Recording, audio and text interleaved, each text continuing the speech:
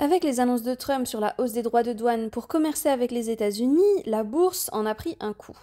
Et là, beaucoup de gauchistes ont découvert que Google affichait les graphiques du CAC 40 et du S&P 500, respectivement la bourse française et la bourse américaine, pour nous dire voilà, on le savait, vous voulez la retraite par capitalisation, mais regardez, on peut tout perdre.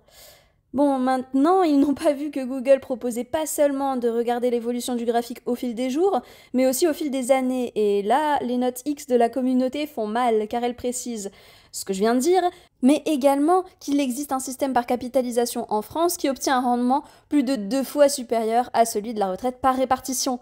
Alors aujourd'hui, je vais à nouveau aborder notre système de retraite par répartition et lancer le débat sur la retraite par capitalisation. Pour ceux qui sont un peu perdus avec le système des retraites, voici où nous en sommes. En France, nous fonctionnons par défaut avec le système de retraite par répartition.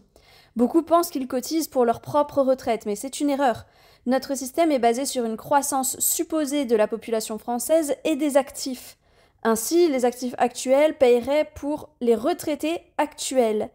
Là où il y a un problème, c'est qu'il y a de moins en moins de naissances et de moins en moins de personnes qui travaillent en France. Ça signifie que demain, il y a un risque pour qu'il n'y ait plus assez d'actifs pour financer les retraités. Et c'est pour ça que l'État nous fait travailler de plus en plus longtemps pour continuer d'avoir une hausse des actifs. Mais ça ne sera pas suffisant. Avec ce système, il n'y a pas d'accumulation de capital que vous pourriez récupérer.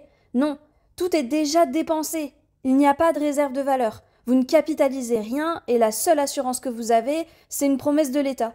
Oui, oui, je parle bien de notre État français qui est complètement en faillite économique. En fait, ce système ressemble beaucoup à un système en pyramide de Ponzi.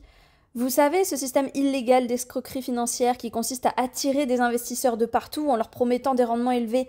Sauf que ce sont les investissements des derniers entrants qui financent les rendements des anciens, sans création nouvelle de richesse. Évidemment, le système s'effondre lorsqu'il n'y a plus assez de nouveaux entrants, et les derniers arrivés seront les premiers pigeons. Mais alors, quel est ce système de capitalisation dont on parle? Eh bien, l'énorme différence, c'est que l'argent que chaque actif verse pour sa retraite, c'est pour sa retraite. Cet argent ne dort pas, il est versé sur des actifs financiers qui prennent de la valeur avec les années. La critique qui est faite, c'est qu'en bourse, on peut tout perdre. Oui, si vous investissez tout lundi et que vous récupérez votre mise vendredi, la bourse peut chuter car il y a toujours eu des crises, des moments de frayeur sur le marché qui le font chuter.